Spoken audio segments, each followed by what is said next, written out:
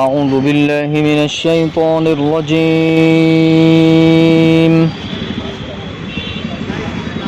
بسم الله الرحمن الرحيم.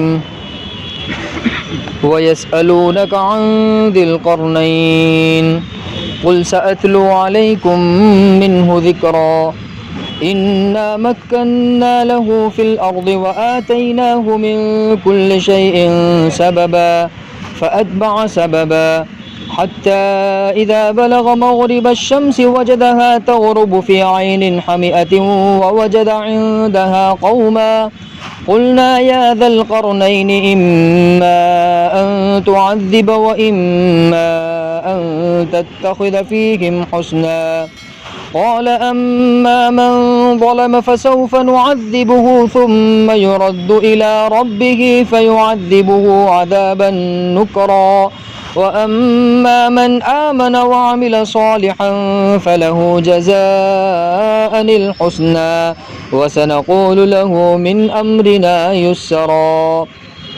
صدق اللہ العظیم.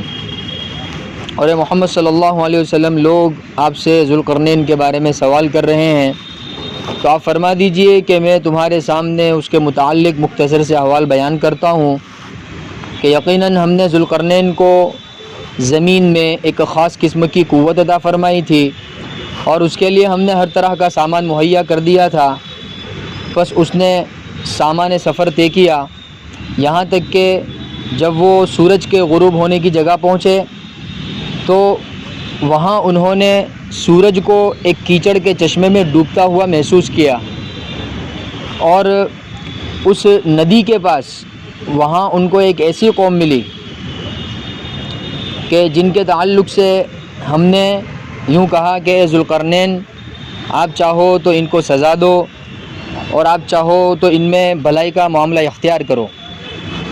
ذوالقرنین نے فرمایا کہ ان میں سے جو ظلم کرے گا کفر کر کے بدبختی کر کے تو یقیناً ہم اس کو سزا دیں گے سخت، پھر وہ اپنے پروردگار کی طرف لوٹایا جائے گا، پھر وہاں اس کو دگنا اور سخت عذاب دیا جائے گا. اور جو کوئی ایمان لے آئے گا اور نیک عمل کر لے گا تو اس کے لیے بہترین بدلہ ہوگا اور ہم اپنے معاملے میں اس کے لیے آسانی پیدا کر دیں گے. اللہ رب العزت نے ذوالقرنین کے واقعے کو قرآن پاک میں نازل فرمایا. اس کی بہت ساری وجوہات ہیں. بنیادی وجہ یہ ہے کہ اللہ رب العزت نے ذوالقرنین کے 3 سفر کو ذکر فرمایا. پہلا سفر جو ان کا ہوا ہے سورج کے غروب ہونے کی جگہ، دوسرا جو سفر ہوا ہے سورج کے طلوع ہونے کی جگہ، اور تیسرا جو سفر ہوا ہے وہ پہاڑی سلسلے میں ہوا ہے. 3 سفروں کو اللہ رب العزت نے ذکر فرمایا. اب ذوالقرنین دنیا کا بادشاہ گزرا ہے. اللہ رب العزت دنیا کے بادشاہ کا حال قرآن پاک میں کیوں بیان کر رہے ہیں؟ جس نے دنیا پر حکومت کی اس کے حال احوال اللہ رب العزت یہاں کیوں بیان کر رہے ہیں؟ اس کے پیچھے بہت بنیادی وجہ ہے، بہت بڑا مقصد ہے اللہ رب العزت کا، اور غالباً وہ مقصد مسلمان بھلا چکے ہیں. چونکہ اللہ کے نبی کی حدیث ہے الاسلام یعلو، کہ اسلام ہمیشہ بلند رہے گا، ولا یعلی علیہ، اسلام کے اوپر کوئی بھی چیز بلند نہیں ہو سکتی. اللہ کے نبی کی حدیث ہے الاسلام یعلو، اسلام کیا رہے گا؟ بلند رہے گا. ولا یعلی علیہ، کوئی چیز اس کے اوپر بلند نہیں کی جا سکتی، کوئی بلند نہیں ہو سکتی. اگر ہم ظاہری نظروں میں اگر کسی چیز کو اسلام سے اونچا دیکھ رہے ہیں تو یہ ہماری نظروں کی غلطی ہے یا یہ ہمارے ایمان کی کمزوری ہے کہ ہم حق کو سمجھ نہیں پا رہے، پرکھ نہیں پا رہے. یہی وجہ ہے اللہ رب العزت نے قرآن پاک میں سکندر ذوالقرنین کا واقعہ بیان فرمایا. سوال پیدا ہوگا کہ سکندر ذوالقرنین نے اللہ رب العزت کے احکامات کو نافذ کرنے کے لیے جن جن علاقوں کا سفر کیا وہاں اسلامی حکومت قائم کی. اس نے مغرب کی جانب سفر کیا تو وہاں اسلامی حکومت قائم ہوئی، مشرق کی جانب سفر کیا وہاں اسلامی حکومت قائم ہوئی، پہاڑی سلسلوں کی جانب سفر کیا وہاں اسلامی حکومت قائم ہوئی. دنیا کا کوئی کونا اس نے ایسا نہیں چھوڑا جہاں اس نے سفر نہ کیا ہو. یہاں تک مفسرین نے لکھا ہے گویا کہ اس نے دل میں ٹھان لی تھی کہ مجھے پوری دنیا کا چکر لگانا ہے اور مجھے دیکھنا ہے کہ دنیا کہاں ختم ہوتی ہے. تو گویا کہ وہ ارادہ کر کے نکلا تھا کہ مجھے دنیا کے ہر خطے میں جانا ہے اور وہاں اسلام کا پرچم لہرانا ہے. اسلام اللہ رب العزت کی شریعت، اسلام یعنی اللہ رب العزت کی शरीयत, अल्लाह रब्बुल इज़्ज़त के अहकामात। अब ये जो पहला सफ़र इनका अल्लाह रब्बुल इज़्ज़त यहाँ बयान फरमा रहे हैं वो मगरिब की जानिब बयान फरमा रहे हैं, और वहाँ उन्होंने एक कौम को देखा कि जो बुत परस्ती के अंदर मुब्तला है। तो अब अल्लाह रब्बुल इज़्ज़त इस वाक़े को ज़िक्र फरमा रहा है। हालांकि मौजूदा ज़माने में देखने जावे तो कोई सूरत नज़र ही नहीं आ रही है इस्लामी हुकूमत की और अल्लाह रब्बुल इज़्ज़त की शरीयत को मुकम्मल 100% नाफिज करने की, पूरी दुनिया के एतबार से। सिर्फ हमारे मुल्क की बात नहीं है जनाब, अब पूरी दुनिया का सर्वे करें, 100% इस्लामी हुकूमत आपको शायद नज़र ही नहीं आएगी। आपको जो निज़ाम अल्लाह के नबी सल्लल्लाहु अलैहि वसल्लम ने कायम किया था, साहबे किराम ने कायम किया, और जो सिकंदर ज़ुल्करनैन ने निज़ाम कायम किया था, वो नज़र ही नहीं आ रहा है। फिर अल्लाह यहाँ क्यों बयान कर रहे हैं?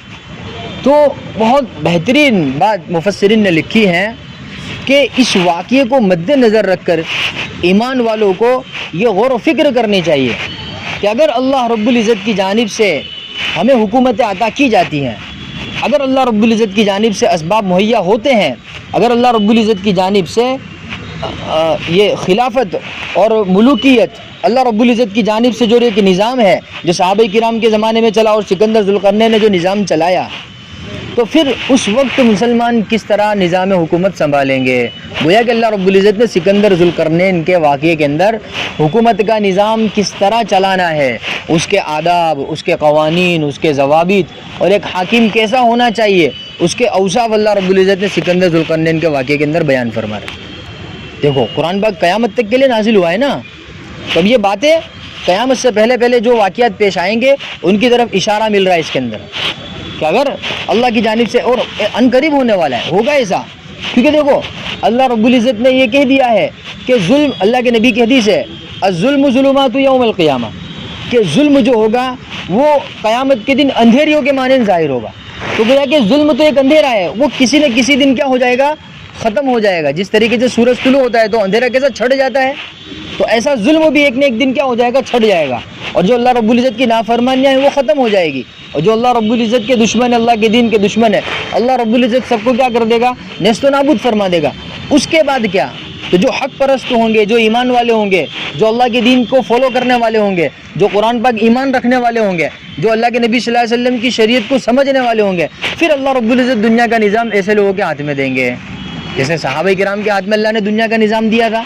जब उन्होंने दाऊद तबलीग की मेहनत की, जब उन्होंने दीन इस्लाम की मेहनत की और वो अल्लाह रब्बुल इज़्ज़त के दीन पर अमल करते चले गए, जब 100% उनके अंदर दीन आ गया और मक्का की सरजमीन और मदीना की सरजमीन से कुफ्र और शिरक गारत हो गया, तो फिर अल्लाह रब्बुल इज़्ज़त ने निज़ाम हुकूमत किसके हाथ में दिया, सहाबा किराम के हाथ में दिया।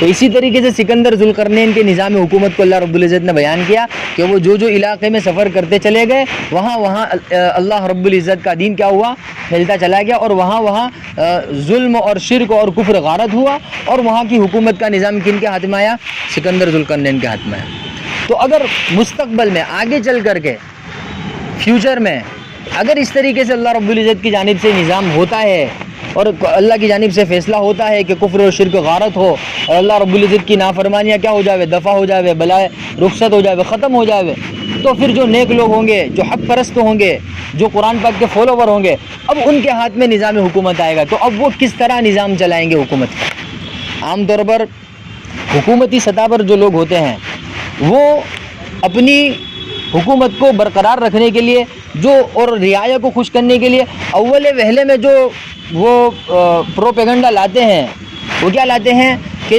अब उनकी हुकूमत के तहत में जो लोग रह रहे हैं उनसे टैक्स किस तरह वसूल किया जाए, उनसे फलां जुर्माना किस तरह वसूल किया जाए, फिर उन्हीं के टैक्स से, उन्हीं के जुर्माने से फिर क्या की जाती है, वो अपनी ज़िंदगी की ख्वाहिशात पूरी करते हैं, और फिर कभी कुछ स्कीम निकाल करके छोटा मोटा किसी का काम कर देते हैं, तो उससे वो समझने लगते कि हुकूमत कामयाब है। जबकि अल्लाह रब्बुल इज़्ज़त ने सिकंदर, ये पूरी दुनिया की हालत है जनाब, ये क्या है, पूरी दुनिया की हालत है। वहाँ पूरी दुनिया की हुकूमतों में इंसान की सेहत, इंसान के जिस्म, इंसान की अकल, इंसान के मिजाज के बारे में कोई हुकूमत नहीं सोचती। पूरी दुनिया की हुकूमत का आप सर्वे करें, कोई भी हुकूमत उस हुकूमत के तहत रहने वाले जो इंसान है, उस हुकूमत के तहत रहने वाली जो रियाया है, फ़र्दन फ़र्दन, कौमन कौमन, कबीला कबीला, ایک ایک خاندان کے اعتبار سے کوئی بھی حکومت والا نہیں بھائی، یہ خاندان والے بھائی ان کی جسمانی صحتی اور دماغی حالت کیسی ہے، اس کا توازن کیسا ہے، ان کا کاروبار کا توازن کیسا ہے، ان کا گھریلو توازن کیسا ہے، کوئی بھی حکومت کیا ہے اس کے پیچھے دھیان دیتی نہیں۔ حالانکہ کسی بھی حکومت کو کامیاب بنانے کے لیے پہلے درجے کی چیز یہ ہے، اللہ رب العزت نے سکندر ذوالقرنین کے اندر اس چیز کو بیان فرمایا۔ سکندر ذوالقرنین کے اس سفر میں اور ان کی اس حکومت میں اور اس حکومت کے نظام میں اللہ رب العزت نے اس کو بیان فرمایا کہ مغرب کی جانب انہوں نے سفر کیا، جہاں انہوں نے دیکھا ہے کہ سورج غروب ہو رہا ہے ایک کیچڑ کے اندر، کیچڑ کے چشمے کے اندر غروب ہو رہا ہے، اور وجدہا قوما، انہوں نے وہاں ایک قوم دیکھی کہ وہ کیا ہے، بت پرستی کے اندر مبتلا ہے۔ تو سب سے پہلی جو فکر انہوں نے کی ہے اس قوم کے بارے میں، کیونکہ اس قوم پر ان کو حکومت کرنی تھی، اس قوم پر ان کو کیا کرنا تھا، اللہ رب العزت کے دین کو نافذ کرنا تھا۔ تو سب سے پہلی چیز جو ان کے ساتھ ہوئی وہ ان کی ذات کے تعلق سے سوچا گیا۔ سب سے پہلا کام سکندر ذوالقرنین نے جو کیا ہے وہ کیا کیا ہے، اللہ رب العزت نے تو ان کو اختیار کیا تھا، آپ چاہے تو عذاب دے دے وے، آپ چاہے تو کیا کر دے وے، ان کے ساتھ بھلائی کا معاملہ کرے۔ لیکن سکندر ذوالقرنین نے کیا کہا کہ ہم دیکھیں گے، پہلے گویا کہ ان کے اندر اصلاح کی کوشش کریں گے۔ کیا کریں گے؟ ان کے اندر اصلاح کی کوشش کریں گے، ان کو سمجھائیں گے، ان کو بتائیں گے کہ دیکھو تمہارے لیے یہ چیز بیسٹ ہے، تمہارے لیے یہ چیز بہتر ہے، تمہارے لیے یہ ہے، تمہارے لیے یہ ہے۔ پھر اس کے بعد بھی اگر یعنی پہلے حکومت کے قوانین اور ضوابط ان کو روبرو فیس ٹو فیس سمجھائے جائیں گے، فردن فردن سمجھائیں گے، کیونکہ ایک قوم کا ذکر اللہ رب العزت نے فرمایا نا۔ حالانکہ حکومت کہاں ہے، پوری دنیا کے اوپر ہے، پوری دنیا کے اوپر حکومت ہے، لیکن ایک قوم سے ملاقات کر کے ان کے نجی معاملات کو حل کیا جا رہا ہے۔ یہ حکومت کا راز ہے، دائمی حکومت کا کیا ہے، یہ راز ہے۔ حکومت کے تحت رہنے والے جو افراد ہیں ان کی خوشحالی کا راز اس میں پنہا ہے، چھپا ہوا ہے۔ اللہ رب العزت نے اس کو یہاں بیان فرمایا۔ بولا کیا وجہ تھی قرآن پاک کے اندر سکندر ذوالقرنین کی بادشاہت بیان کرنے کی، ان کے سفروں کو بیان کرنے کی؟ تو بنیادی وجہ یہ ہے کہ اللہ رب العزت کا نظام ہے کہ جاء الحق وزهق الباطل ان الباطل کان زہوقا، حق آیا باطل چلا گیا، اور باطل کو تو ختم ہونا ہی اللہ رب العزت کہہ رہا ہے، ان الباطل کان زہوقا، باطل کو تو ختم ہونا ہی ہے، اس کو تو مٹنا ہی ہے۔ تو جب باطل مٹ جائے گا، باطل ختم ہو جائے گا، تو حق غالب آئے گا کہ نہیں آئے گا؟ اور جب حق غالب آئے گا تو ظاہر سی بات ہے نظام حکومت کس کے پاس آئے گا؟ حق پرستوں کے پاس آئے گا۔ اب حق پرست کس طرح نظام حکومت چلائیں گے؟ اللہ رب العزت نے سکندر ذوالقرنین کو ایک فار ایگزامپل کے طور پر، مثال کے طور پر ان کی نظام حکومت کو اللہ رب العزت نے یہاں بیان فرمایا۔ اور پھر کیسا بیان فرمایا کہ آتیناہ من کل شیء سببا، صرف ایسا نہیں کہ بھئی توکل اللہ رب العزت پہ نہیں، ظاہری اسباب سے بالکل لیس ہو کر، ظاہری اسباب۔ سکندر ذوالقرنین کے پاس کوئی فوج معمولی فوج نہیں تھی، ان کے پاس کوئی معمولی ہتھیار نہیں تھے۔ اس زمانے کے اعتبار سے جو اعلیٰ کوالٹی کے اور اعلیٰ درجے کے ہتھیار ہو سکتے تھے اللہ رب العزت نے فوجی دستے کے طور پر ان کو عطا فرمائے تھے۔ تو اگر اس طریقے سے حق پرستوں کے ہاتھ میں اگر اس طریقے سے کوئی بھی نظام آتا ہے تو وہ اپنا نظام حکومت کس طرح مضبوط کریں گے، وہ اپنا نظام حکومت کس طرح برقرار کریں گے، کس طرح دیر پا وہ رہے، اس کے لیے کیا تدبیر اختیار کریں گے، اللہ رب العزت نے یہاں بیان فرمایا کہ انا مکننا لہ فی الارض، کہ ہم نے ان کو ایک خاص قسم کی قوت عطا فرمائی۔ تو گویا کہ مستقبل میں اللہ رب العزت حق پرستوں کو قوت عطا فرمائے گا، اس لیے اللہ رب العزت نے بیان فرمایا نا یہاں پر۔ اور پھر دوسرا کہ آتیناہ من کل شیء سببا، اللہ رب العزت کی جانب سے اسباب کا بھی انتظام کیا جائے گا۔ اب حق پرستوں کے ذمے ہیں، نظام حکومت سنبھالنے والوں کے ذمے ہے کہ وہ ان اسباب کو کس طرح اختیار کرتے ہیں، اللہ رب العزت کی جانب سے عطا کی ہوئی حکومت کو اور اللہ رب العزت کی جانب سے عطا کی ہوئی قوت کو وہ کس طرح استعمال کرتے ہیں۔ اللہ کا نظام ہے کہ جب نعمت والے کے پاس نعمت ہوتی ہیں، اگر وہ اس کی قدر کرتا ہے تو اس کے پاس باقی رہتی ہے، اگر وہ اس کی قدر نہیں کرتا ہے تو پھر اللہ رب العزت کیا کرتا ہے، چھین لیتا ہے۔ تو آپ ذرا اللہ کے نبی صلی اللہ علیہ وسلم کی زندگی کے بعد سے لے کر آج تک کی تاریخ اٹھائیے، اسلام کی تاریخ اٹھائیے، تو آپ کو اسلامی تاریخ کے اندر بہت اتار چڑھاؤ ملیں گے، بہت زیادہ اتار چڑھاؤ ملیں گے۔ خلافت عثمانیہ، خلافت عباسیہ، خلافت بنو امیہ، وہ کس طرح اللہ رب العزت کا نظام چلا ہے اور کس طرح حق پرستوں کے ہاتھ میں نظام آیا، اور جب ان کے درمیان میں کسی طریقے سے اس نظام کے اندر خیانت ہوئی تو کس طریقے سے اللہ نے اچانک ان کے ہاتھ میں سے وہ نظام چھین لیا، اور پھر باطل پرست لوگ اس کے اوپر حاوی ہو گئے اور وہ حاوی چل رہے ہیں، اور پھر اللہ رب العزت کس طریقے سے ان کے ہاتھ سے نظام چھینے گا، حق غالب آئے گا، باطل رخصت ہوگا۔ اللہ رب العزت نے سب اصول اور ضوابط قرآن پاک کے اندر بیان فرما رہے ہیں۔ لیکن بنیادی بات ہے کہ لقد یسرنا القرآن للذکر کہ ہم نے قرآن پاک کو سمجھنے کے لیے بہت آسان کر دیا ہے. فہل من مدکر ہے کوئی اس کو سمجھنے والا؟ فہل من مدکر ہے کوئی اس کی نصیحت کو سمجھنے والا؟